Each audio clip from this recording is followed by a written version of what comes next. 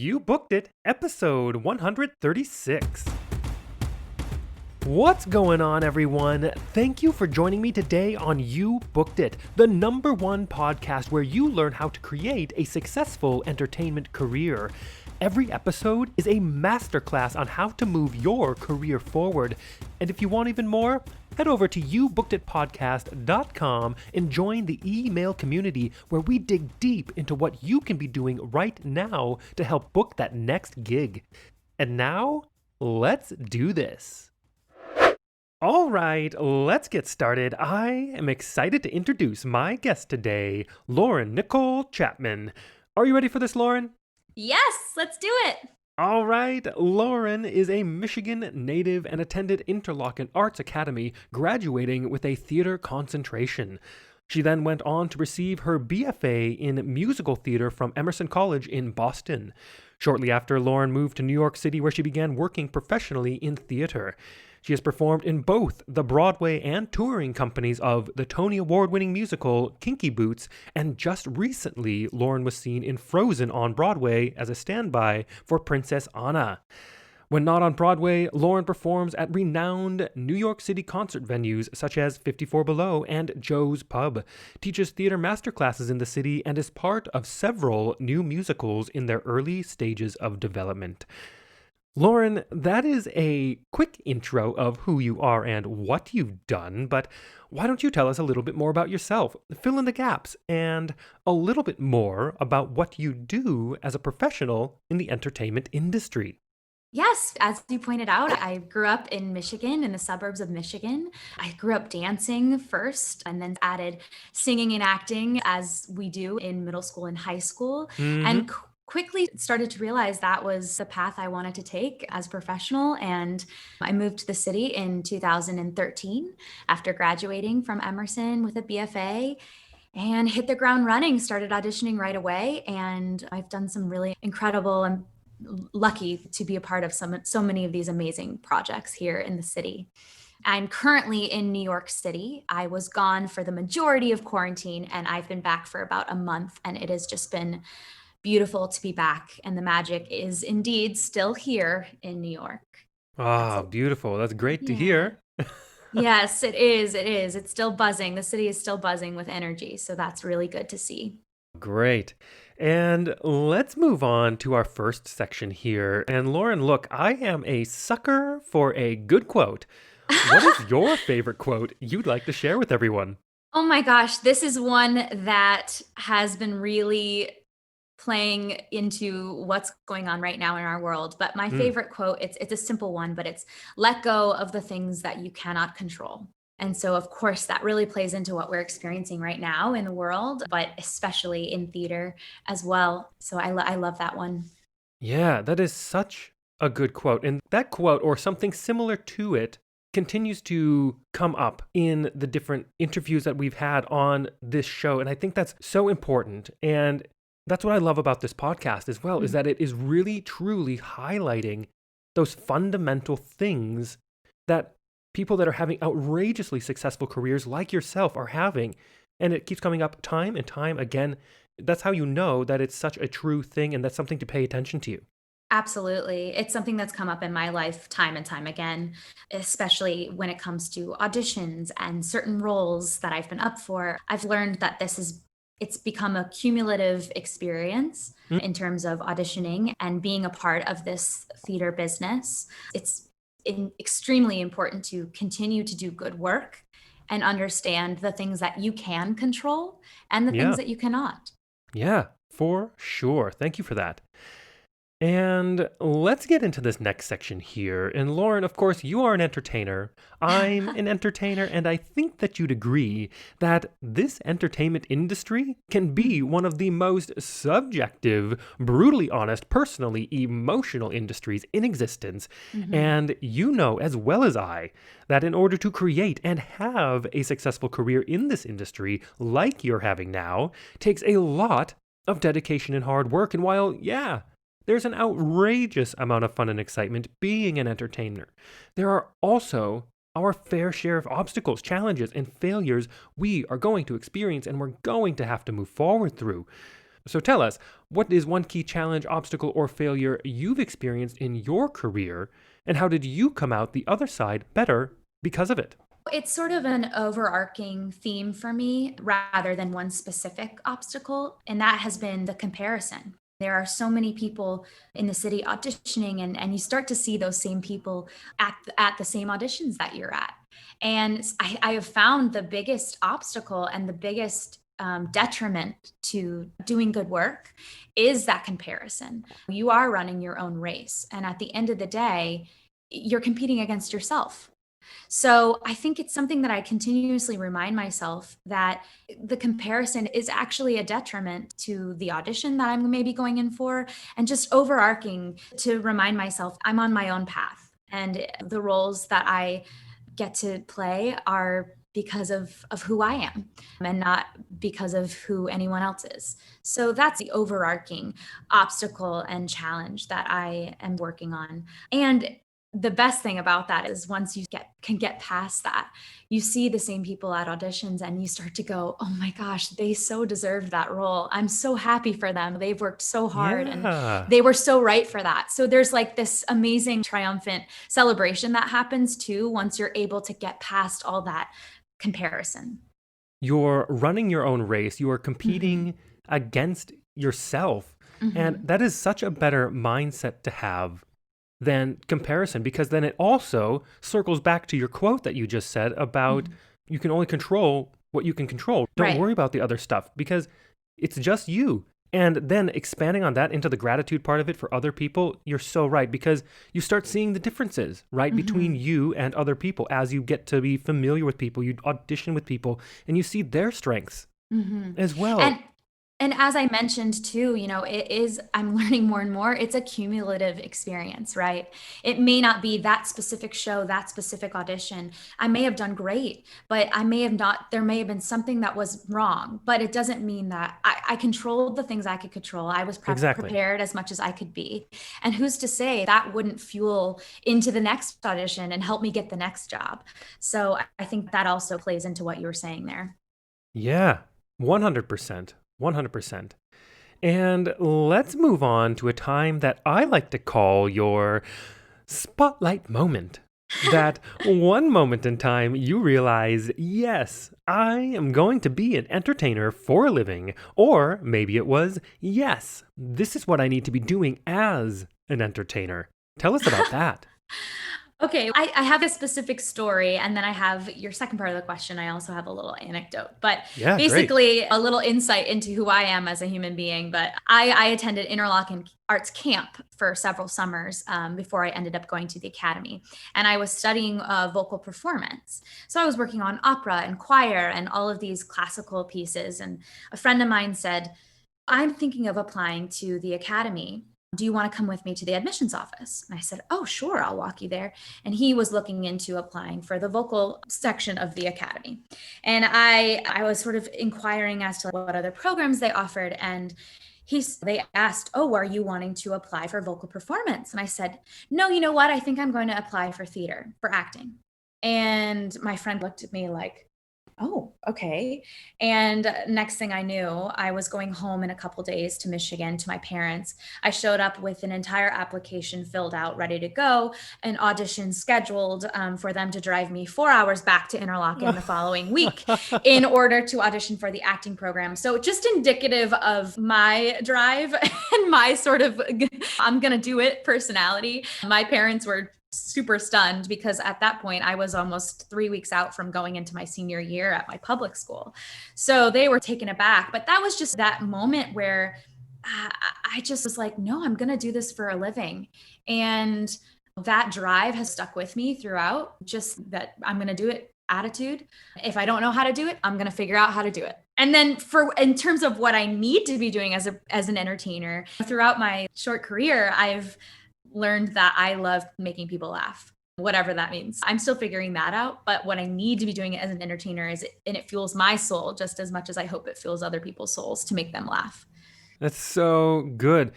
And let's piggyback on that question and talk about your number one booked it moment.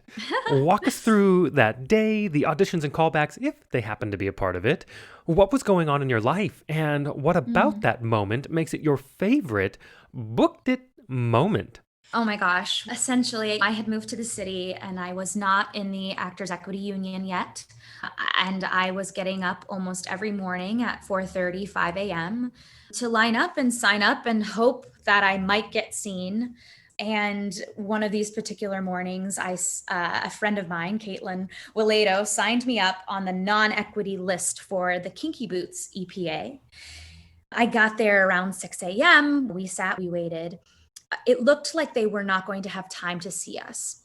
So we said, okay, that we have a plan B. We'll go do this other audition if they don't have time. All of a sudden they go, we have time to see, I think it was 5 people. So myself, Caitlin, and a couple other people. And they said, but we only have time for 8 bars. And at this point, we Whoa. were we were already in line with our 16 bars ready to go for Kinky Boots.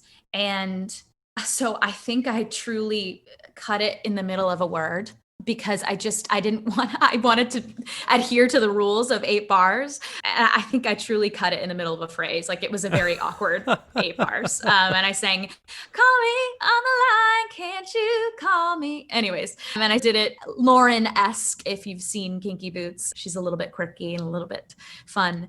But I sang 8 bars and I left. And like many auditions at that time, did not expect a callback, did not expect to hear anything. It was a numbers game, right? It was just getting out there, hoping that someone would recognize me, maybe like that cumulative experience, like I said, hoping that, they would start to say, oh, I know that girl. She might be right for this show.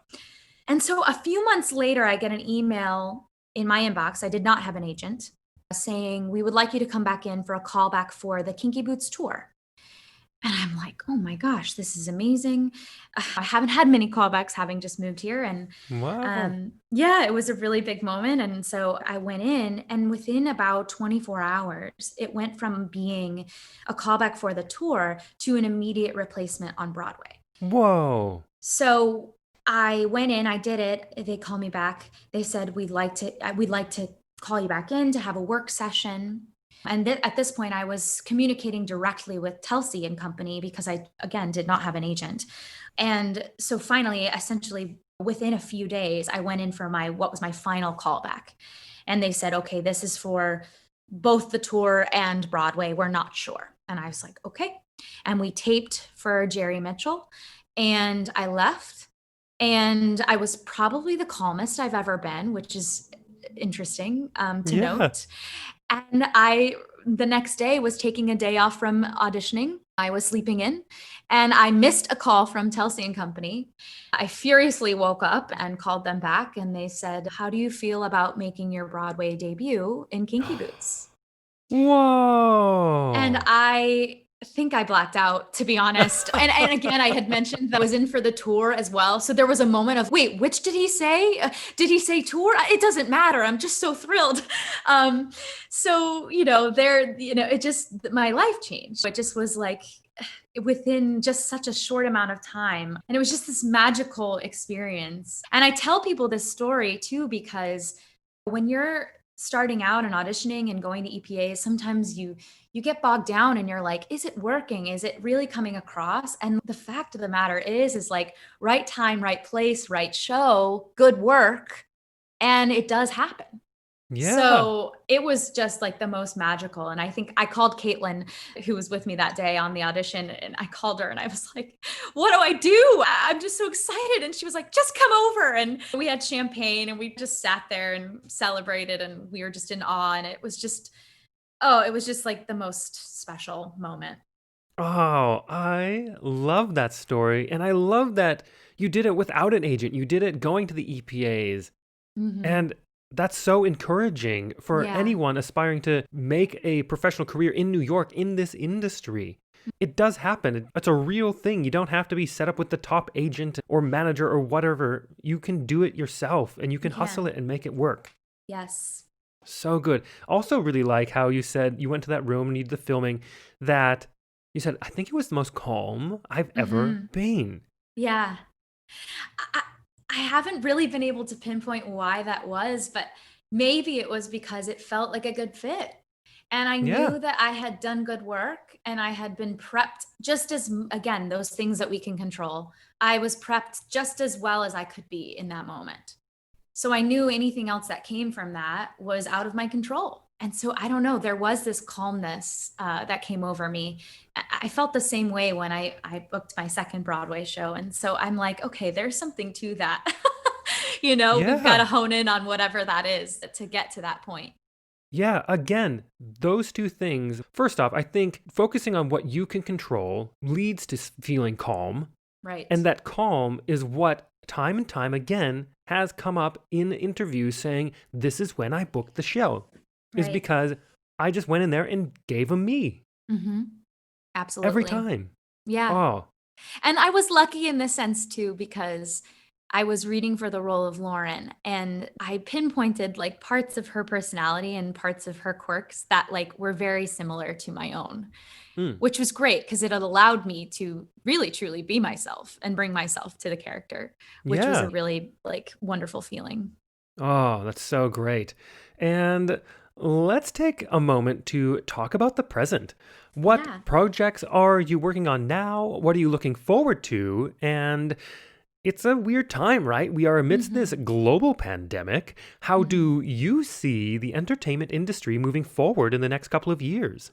You know what? I had the most incredible experience with Frozen on Broadway, and we closed just a few months ago. And I always said I wanted to see a Broadway show through from beginning to end. We didn't know the end, of course, would be a national pandemic. However, I Right. did I did just that. I did see it from beginning to end in the original company. Just having a moment of recalibration and relishing in that for a moment and understanding that experience and wrapping my head around like how great that was. And what I'm looking forward to, I think the beautiful thing that has come out of this time is so much creativity and people trying to connect in different ways. And so I'm really looking forward to what that means for our industry, for the artistry as well. Like just how many new projects are going to come out of this time.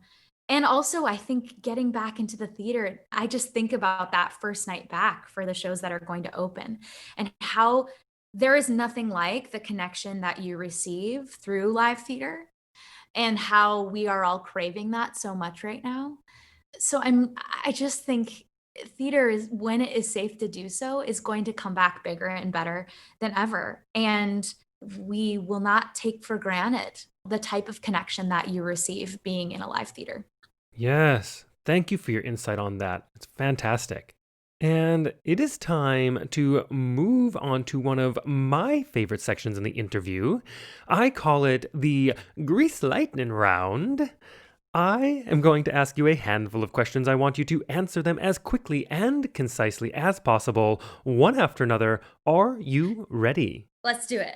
All right, first question. What was the one thing holding you back from committing to a career as an entertainer? Rejection. Second question. What is the best piece of advice you have ever received? Let the rejection fuel you. Compete against yourself, not others.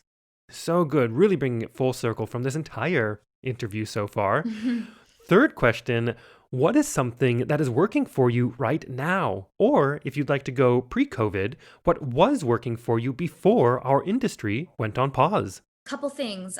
Learning to take time for yourself and to sit with that. The more you know yourself, the better your work will be. And also investigating other parts of the industry that maybe doesn't have to do with acting specifically. I took a writing for the sitcom class, doing those types of things.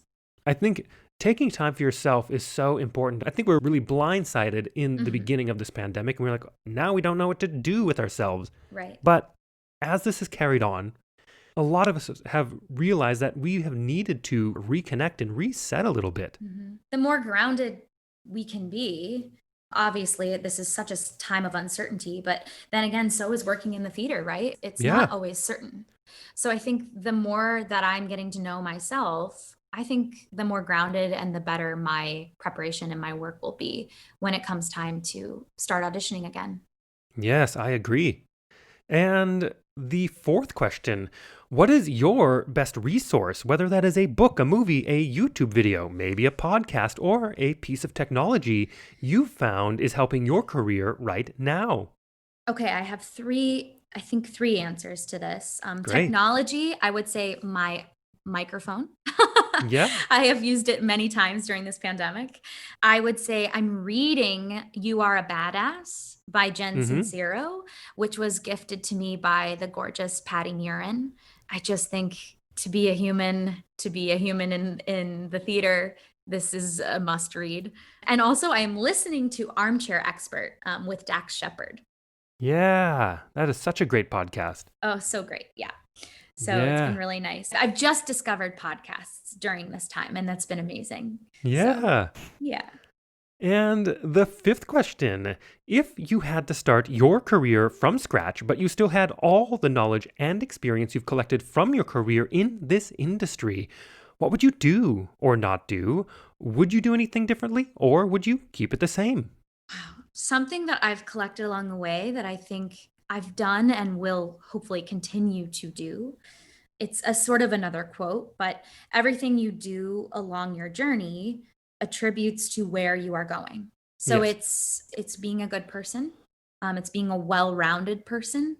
I think that a lot of times we can take failed auditions quite personally.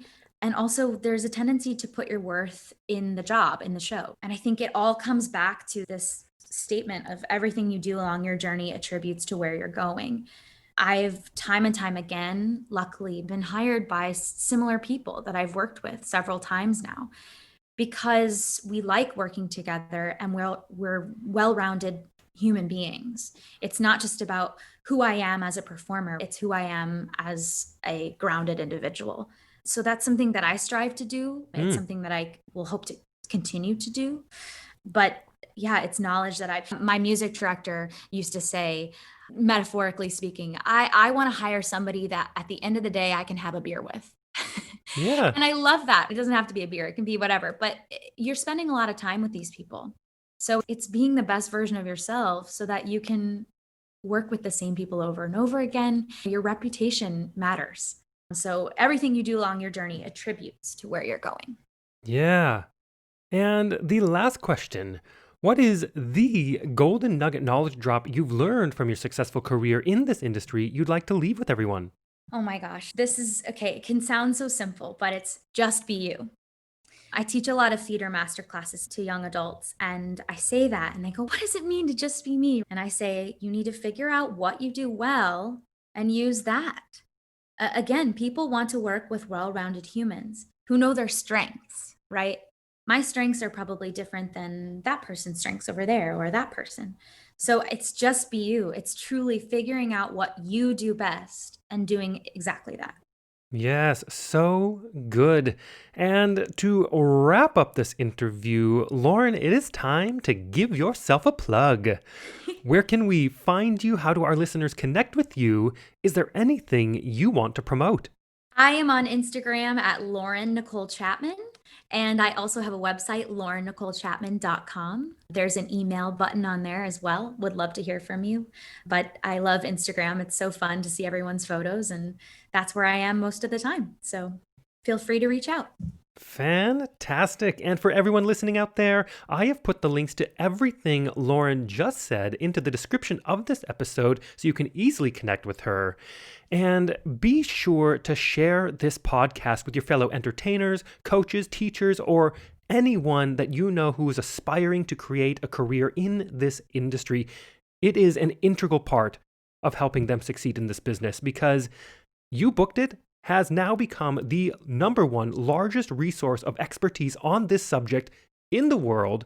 So if you enjoyed this podcast, also be sure to hit that subscribe button. Lauren, thank you so much for being here, sharing your journey, amazing insights. Oh my gosh. Thank you so much for having me. This is such a blast. Thank you so much for joining us today. Don't miss an episode. I have a new guest 7 days a week. Every guest drops more value and insight than any other resource out there. So make sure you hit that subscribe button. If you enjoyed this episode, we'd love to hear from you. leave us a rating and review. Also, be sure to head over to youbookeditpodcast.com and join our free email community where we dig deep into a continually growing resource of truly actionable things you can be doing right now to help you advance your entertainment career. All the best to you. We'll see you tomorrow.